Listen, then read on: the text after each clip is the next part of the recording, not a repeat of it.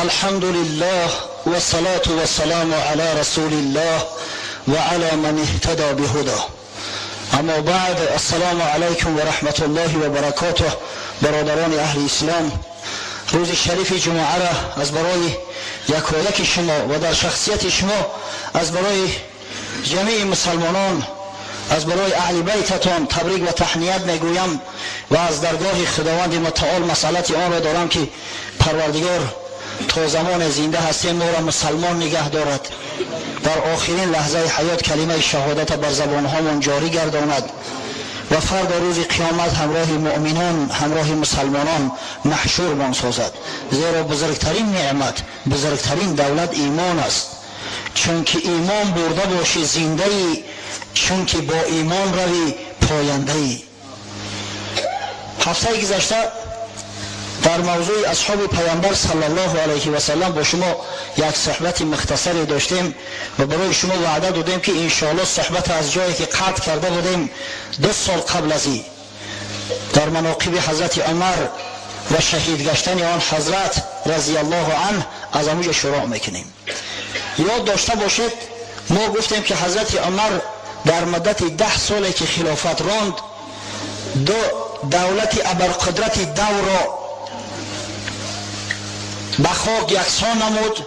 یکی را کلان پره تارمار ساخت، دیگری را به زانوی تذلل و ذلت نشاند، اکثر ملک ممالک از دستش ستاند.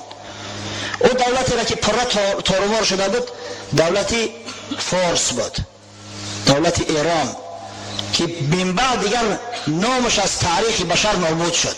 همچه دولت موجودیت خودش قطع کرد و او دولتی که بسیار ذلیل خوار گشت، اکثر کل سرزمین هاش از جانب مسلمانان ضبط گردید و اکثر کل مردم مسلمان شدن، این دولت روم بود که اگر شهر قسطنطینیه و اطراف نواحی او را صرف نظر کنیم دیگه تمام ممالکش به دست مسلمانان گذشته بود، روم شرقی.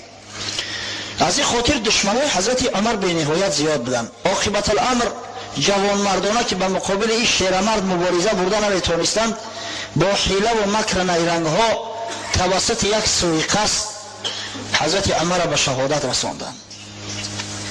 در عین جوش و خروش جوان مردیش در زمانی که الحمدلله به تنهایی هم دولت اداره میکرد، هم امور دینی، هم امور دنیوی، حتی امور جنایی و امثال اینا را به تنهایی به دوش گرفته بود.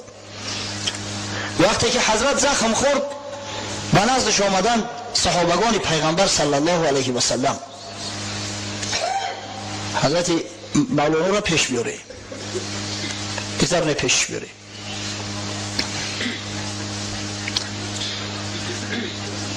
صحابگان نزدش آمدن و گفتن یا عمر ایار پیغمبر صلی الله علیه و سلم، همچنانه که ابوبکر صدیق تو را امیر مؤمنان تعیین کرد، سرور مسلمانان تعیین کرد، تو نیز شخصی را به جای خود برگزین، زیرا خوف خطر آن است که در میان مسلمانان فتنه و آشوب ها برپا میگردد و این دولت عظیم و پرقدرت به حصه ها تقسیم میگردد. اما حضرت عمر گفت من مدت 10 سال تمام مسئولیت ای امت بر دوش گرفته بودم، نمیخواهم که مسئول ای امت بعد مردن من باشم. اگر بالفرض من یک شخص نالایق توصیه کنم، اگر جنایت کرد منم در جرم او شریک خواهم بود. آل عمر براشو گفت همین مقدار کافی است که من مدت 10 سال امیری مسلمان را کردم، میخواهم کل مسئولیت را از ذمه خود واگذارم و سبکدوش گشته و سفر آخرت اختیار کنم.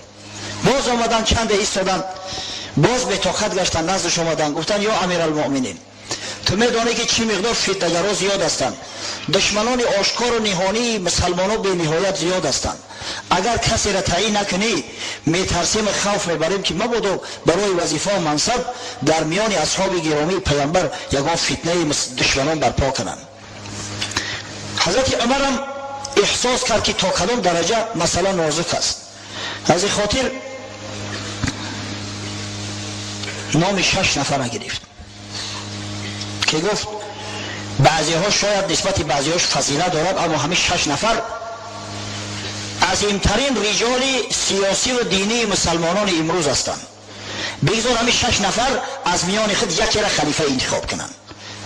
در این میان بدن حضرت عثمان ابن عفان رضی الله عنه، حضرت علی ابن ابی طالب، عبدالرحمن ابن عوف، زبیر ابن عوام، طلحه ابن عبیدالله و سعد ابن ابی وقاص.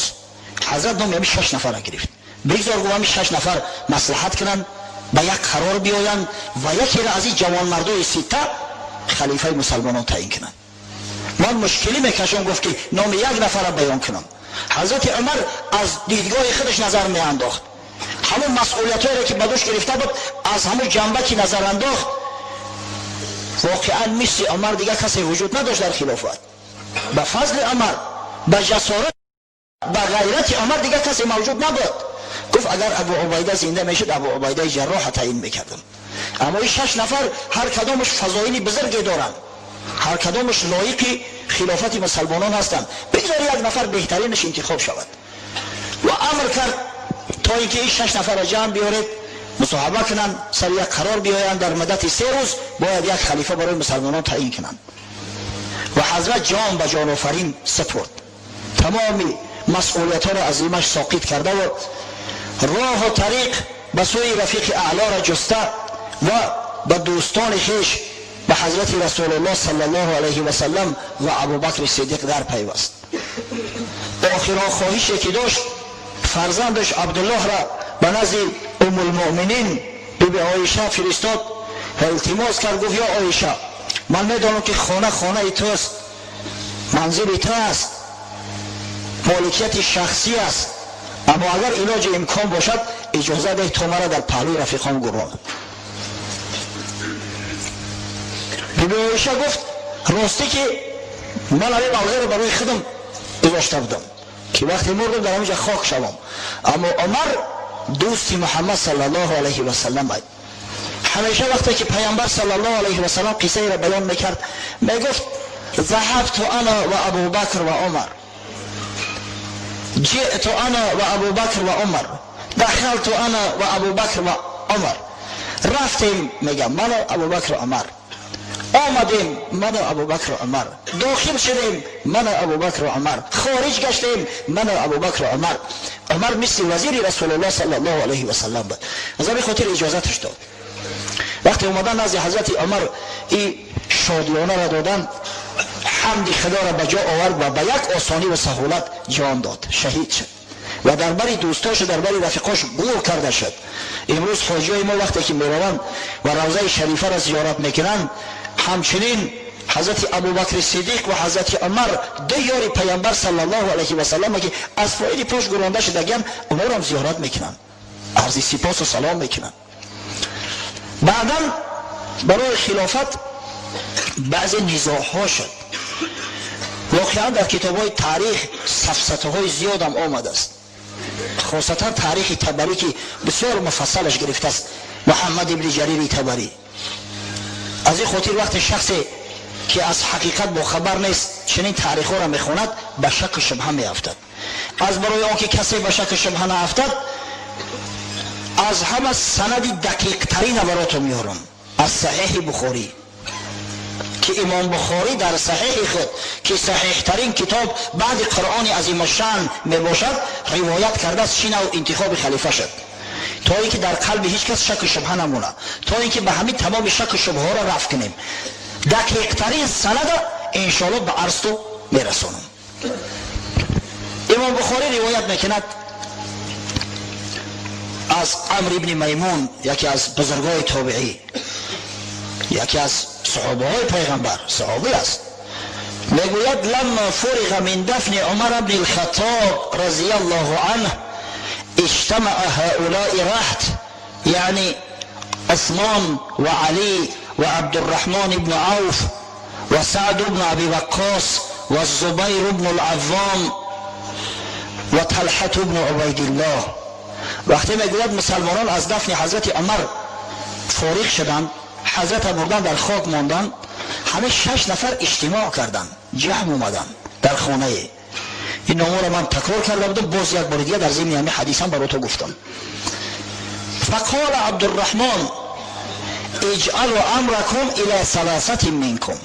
عبدالرحمن ابن عوف مراجعت کرد، وقتی که دید بر سر یک عمل نمیآیند، وقتی دید سر صداها بلند شد، هر کس آرزوی خلیفه شدن داشت است در دلش، هیچ کس نمیخواهد که جای او کسی دیگر شود.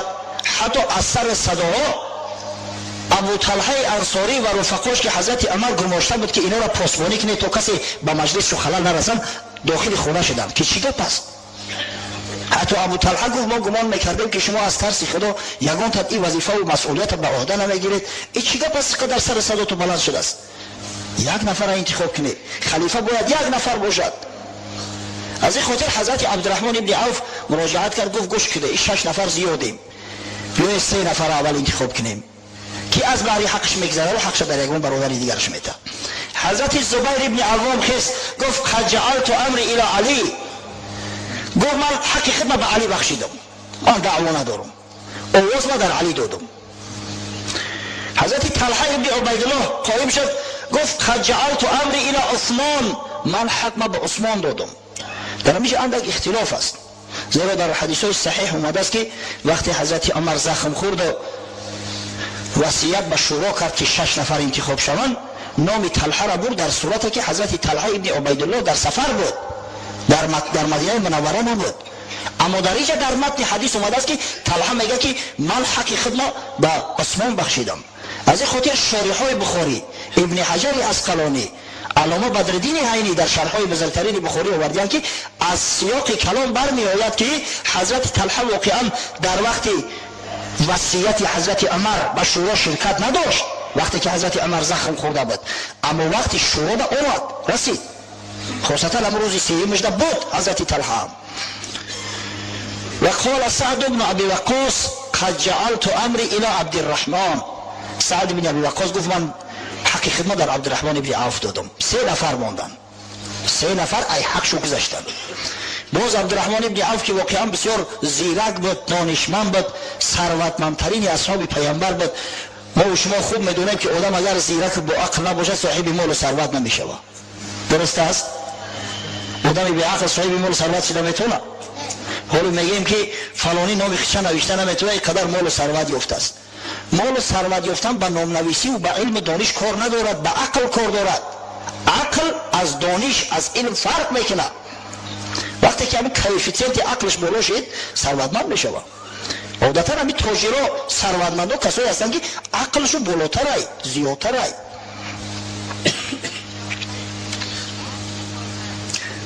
رحمتی پدرمو خدا رحمتش کنه یک مثل میزد، یک مثل میگفت، تمثیل، که یک مرد در کدام مملکت زندگی میکرده است، بیچاره فقیر کم بغل بود است، بسیار تحقیرش میکردند، مسخره. وقتی که آدم کم بغل و فقیر باشد، با اندک ساده‌لو باشد، متاسفانه بعضی مردم مغرور ابله با او تحقیر میکنن، استهزا میکنن، حظ شوخی‌های بی معنی با او میکنن، بسیار رنجش میتن، بعد غضبش میکنن، میگن از قهر شما را حاضر خارج میشم، میگم میرم بابای خوجای خیز را میکابم، دعای حضرت هم میگیرم، طلب میکنم که دولتم بتا صاحب دولت صاحب ثروت میشم، میگردم میام، بعد میبینم که کی را میخنده، به همین نیت ای خونش خارج میشود. در راه میآید که راه تمام میشود، لبی بحر میآید، قدر طرف چپ راست میروه که همه جا آب گذشته نمیتونه، بعد مستر در لبی آب میماند. اگه این تمثیل است بشو، این مسئله، این حقیقت نداره، مسئله است. یک نهنگ قضای ازیدی در هم لبی آب پیدا میشه، نهنگ به گفتار میاد، میگه کجا میره، چی جشته؟ میگه راستی میخوام از این بحر عبور کنم، اما آب از سری راه برمده است، موند مستر. نهنگ میگه در بلون بشی میگذرونمت. بعد سوار میشه و در راه اومده استیم، بعد میگه کجا میرفتی، نیتت کجا است؟ این شخص در جواب میگه بابای خوجای خیز را اگر پیدا کنم، کمتر دولت طلب کنم ای بابیم، بعد بیام در پیش دوست و دشمن اندک سیکه کنم، سولت کنم، این مردم مسخره میکنن مردم دیارم. نهنگ میگه وقتی خیز را دیدی، خیز را علیه السلام دعا و سلام ما را برسانو، التماس که ای بابیم بپرسش که سبب چی است که بعد سالهای پیش در یک روز 5-6 ساعت شکار میکردم، سیر میشیدم، باقی مانده روز استراحت میکردم. امروزش یک شبانه روز فقط در شکار هستم، هرگز سیر نمیشم. سببش چی باشه؟ چی علت باشه؟ این قبول میکنه. خب میگه بعد خواهش خودم خواهشی ترا میرسونم. و میآید از بحر و طرف یک شهر بسیار کلان بوده است، شهری بزرگ. پادشاه شهر شخصی عادل، غریب نواز. هر غریبی که میدر آمده است شاه شخصا خودش مهمانش میگرفته است. این بیچاره کمبغل غریب مهمان میگیرد، هر دو می نشینند، بعد طعام خوردن و سوالش میکنه که عزم سفری کجا داری برادر؟ بعد قصهش میکنه. میخواد پادشاه شهر میگه منم یه مشکل دارم، هیچ که در دنیا بی پرابلم نیست. میگه وقتی که بابی ما دیدید التماس کرد که همین با سوال ما یک پاسخ گوید که پدر من در یک سال 10 نفر حکم قتل، حکم اعدام میداد. به حد سیاست داشت که کسی جرأت نمیکرد که فتنه انگیزد. من هر سال زیاده از 100 نفر قتل میکنم، باز در این گوشه و بعضا در گوشه دیگری مملکت شورش ها برپا میکنن، قیام میشود، بر ضدم اغوا میاندازم. سببش چی باشد؟ خوب اگر دیدمش قبول میرسانم سخن احترام. قصه کوتاه میآید. یک روز در بیابان با عذاب رفته است که یک موش سفید میبینه، در پشتوارش یک کلواری وزنین. مردم ملکی خوب دست خچم میآید، میگه بیا بابا یاردمت کنم. میگیره کلوارش در سر حلقه میاندازه، پشتواره میکنه. در راه میآیم، بعد سوالش میکنه. مسافر میپرسش که بچه‌م کجا میره، چی نیت داری؟ بعد قصهش میکنه. وقتی قصه میکنه میگه همون خضر علیه السلام منم انشاءالله به مرادت رسیدی. خب بعد سخن او مردم هم میرسونش که همون یک ماهی بعد التماس کرد که از بابیم سوال که من احسیر نمیشم، سببش چی باشه؟ حضرت خضر میگه که وقتی که ماهی را ملاقات کردی بگو که دوای تو استعمال کردن روغن ابله‌ترین احمق‌ترین مردم، همه که خوردی انشاءالله شفا میابی، با همون شکل اصل اوله میگردی. بعد شاه در نزدش ذکر میکنه که همون شاه هم التجا کرد که خبری ما را برسون. سوال شاه وقتی میگه به شاه بگو که تو زن هستی، زن پدر تو مرد بود. از این خاطر همون 10 نفر هم که میکش سیاست داشت. تا از بس که زن هستی 1000 نفر هم که بکشه حتما شورش میشود. اگر چند مردم خبر ندارن اما تو زن هستی، آخی زن سیاست نداره. بعد این مرد بسیار شکرگزاری میکنه، روانه میشه، میگه بیای که عقلت بتم، بسیار سراسیمه بد بدهی، دولت دادم بیای که عقلتم بتم. میگه بابی ما عقل خودم محول همین زیادی کرده است، ای بسیاری عقل به همین حال غلطی بگیم، تا همین دولتم بته انشاءالله عقلم کافی است، بس است، بس آدم میکنه. گفته مردک همین عقل پیشروی دولت بیا کمتر عقل تم بتم که همون دولت محافظت کنی. گفته بابی تا همین دولتم بته ای زیاد ایت طلب ندارم. خیلی گفت دولت دادیم آمد به شهری همون ملکه در آمد. بعد در خلوت قبولش کرد، اول پرسیش کرد که دیدی بابی ما؟ گفت دیدم. پرسیدش گفت بله چی گفت؟ گفت بابید میگه که تو زن هستی، ایام خاطر سیاست نداری. ملکه گفت با این زن بدن ما را کسی نمیدونست. پدرم از بس که پسر نداشت تمام دایه و تمام خدمتگارا رو همه را نیست نابود کرد، همچه پسر مرا کلام کرده است هیچ که نمیدونه. اگه تو آگاه شدی با اذن پروردگار بیا که گفت تو را نکاح میکنم میگیرم، همین دولت سالت هم ای تو پادشاه یا مملکت اعلانت میکنم. گفت من چه کنم ملکی ترا و پادشاهی ترا؟ بابیم دولتم داده است در مملکت خودم میرم سکه میکنم در پیش دوست و دشمنان را میسوزانم. گفت اخی مردی به عقل و تو پادشاه بشه بعد بخوی مملکتت میریم اخی در موکب در کوکب پادشاهی برات بهتر نیسته؟ گفت نه لازم نیسته، ولی من کبرم اول دولت سالتی را که بابیم داده است بگیرم. قصه کوتاه میوه لبی بحر قبول نمیکنه پیشنهاد همون پادشاه زنه. بعد نهنگ هم بشورا منتظر ایستاده است، در بالاش سوارش میکنه و در راه رفته است. بعد میپرسش که چی شد؟ بعد این مردی ابله به عقل قصه پادشاه را میکنه یا برا که گذشته من خیلی یک زن التماس کرد و در آخر بعد میگه که بابیم گفت که همه احمق‌ترین مرد اگر خوردی به همون اصل اوله میشه. این نهنگ اندیشه میکنه آخی من در دریا باشم، این مردم در روی خاک باشم، ایده به عقل تر اوله که جامیون یک ملک سرزمین پیشنهادش کرده قبول نکرده است، میگیره همون لحظه استعمالش میکنه میره و فروش میبره. عقل پیشروی دولت است. کسی که دولت سالت زیاده همین دلالت با اون میکنه که کیفیت عقلش بلنده. خب عبدالرحمن ابن عوف رضی الله عنه از ثروتمندترین اصحاب پیامبر صلی الله علیه و سلم است. عقل فراستش هم بسیار بلند بود. از این خاطر به شیخین مراجعت کرد، به حضرت علی و حضرت عثمان. گفت ایکما تبرأ من هذا الامر فنجعله الیه. کدام شما گفت از خلافت دست بکشه تا اینکه اختیار انتخاب کردن در دستش بتیم. هر کدام که به اختیار خود از خلافت دست بکشه همه اختیار انتخاب در دستش میتیم، کسی را بخواه انتخاب کنه. هر دو میگه سکوت کردن، هم حضرت عثمان و هم حضرت علی، هر دو فضیلت های بی‌نهایت زیاد دارن. بعد باز گفت افتجعلونه الیه، او گفت مرا انتخاب میکنی نباشه، مرا انتخاب کنه که من یک نفر شما را به خلافت نامزد اختیار کنم. فالله علی الله آلو ان افضلکم، قسم به خدا گفت، خدا شاهد است که من تمام سعی و کوشش ما به خرج میدهم تا اینکه بهترین شما را انتخاب کنم. قالوا نعم، گفتن آره بله ما قبول داریم. حضرت اول دستی حضرت علی را در دستش گرفت، گفت لک قرابة من رسول الله صلی الله علیه و سلم والقدم فی الاسلام ما قد علمت. گفت حقیقتا تو خیش تبار نزدیک پیامبر صلی الله علیه و سلم هستی، تو قدم در اسلام داری، تو از مسلمانای اول هستی، تو از خدمتگارای رسول الله صلی الله علیه و سلم هستی، تو پرچم بردار اسلام هستی، شرف مسلمان ها هستی. فالله علیک لئن امرتک لتعدلن ولئن امرت عثمان لتسمعن ولتطیعن. گفت خدا را شاهد بگی، قسم به خدا یاد کن که اگر من تو امیر تعیین کنم، امیر مسلمانان، با عدل رفتار کنی، عادل باشی، و اگر بالفرض حضرت عثمان اختیار کردم، حضرت عثمان امیر تعیین کردم، تو گوش دهی و اطاعت کنی. حضرت علی سوگند یاد کرد. بعد دست حضرت عثمان گرفت و همه سخنان را به حضرت عثمان رساند. واقعا حضرت عثمان هم خیلی نزدیک رسول الله صلی الله علیه و سلم است. اگر ما دامادیش صرف نظر کنیم، حضرت علی یک بار داماد باشه، حضرت عثمان دو بار داماد شدگی ای. در ابتدا رقیه دخترش حضرت رسول الله با کابینه نکاحش در آورد. بعدا وقتی که در سال دوم هجرت هنگام واقعه بدر رقیه رضی الله عنها از دنیا گذشت، دختر دومش ام کلثوم بود حضرت عثمان بزنی داد. حتی وقتی که ام کلثوم هم از دنیا رفت، حضرت صلی الله علیه و سلم گفت یا عثمان دیگر دختری به شوهر ندارم و اینو میداد بود. ذوالنورین حضرت عثمان.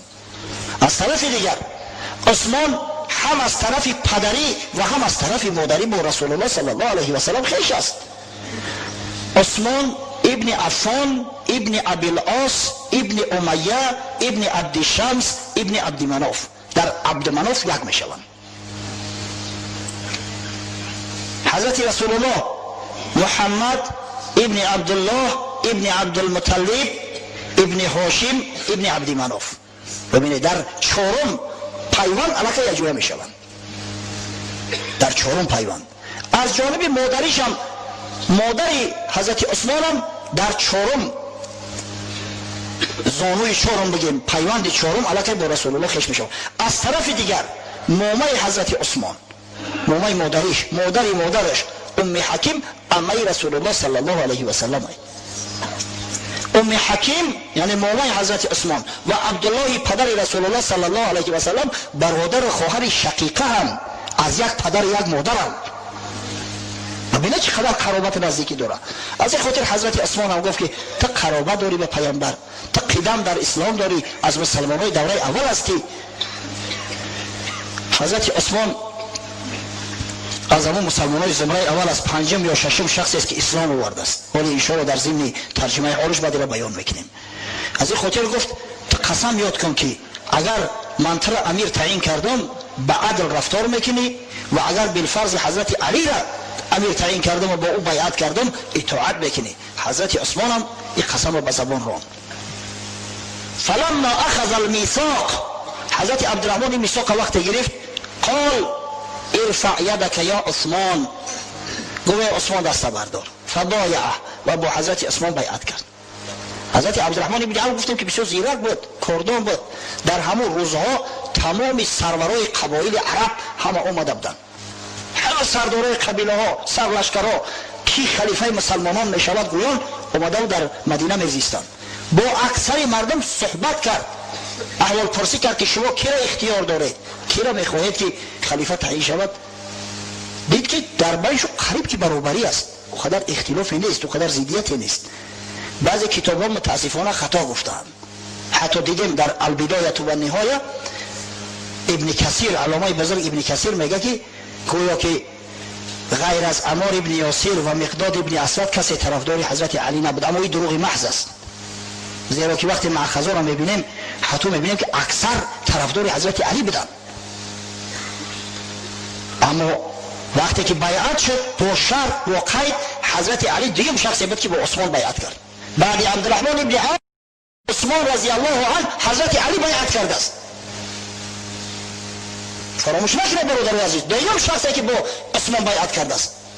این روز این فتنه‌گرای ملعون ببینید چه تهمت‌هایی میزنن، گویا علی مظلوم بود، گویا خلافت از او به ظلم ستاندن، به ظلم ستاندن بیعت نکرد، هرگز بیعت نمیکرد. حتی سفسطه‌ها میگن که گویا که علی از جانش میترسید، خوف به جانش میبرد. شیر خدا، شمشیر خدا، کسی که از مسلمانای خیبر نترسید، دروازه آهنی را گرفت، کند ایجاش، دور انداختش، بعد هوشش رفت.